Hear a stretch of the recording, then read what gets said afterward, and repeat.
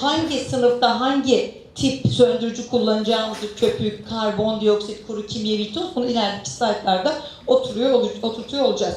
Şöyle bir soru gelmiş. B sınıfına geldi. A sınıfı yangın grubuna girmez. Mazot, çok belli. Tekrar edelim. A sınıfı yangınlar. Tahta, kağıt, kumaş, kömür, odun. B sınıfı yangınlar. Sıvı ve katı yağlar, boyalar, benzin, benzol. C sınıfı yangınlar. LPG, metan, propan. D sınıfı yangınlar. Metal yangınları. Aklınızda kalması açısından zaten elektrik yangınlarında da kesinlikle su kullanılmaz.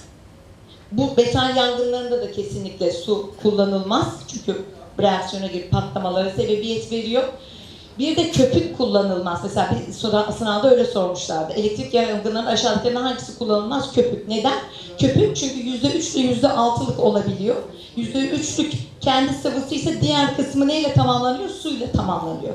Su da iletken olduğu için suyu kullanmıyoruz. Tabii. Ya onun mavi. Onun hiçbir dayanağı yok. Beni sinir eden sorular. Şimdi son 3 sınav komisyon tarafından hazırlandı. Hani onları da eleştireceğim çok yönüm var. Özellikle en son sınav hiç olmadı. Tüzük sormayacağız dediler, tüzük sordular. O bir kere komisyonla bakanlığın arasındaki kopukluk.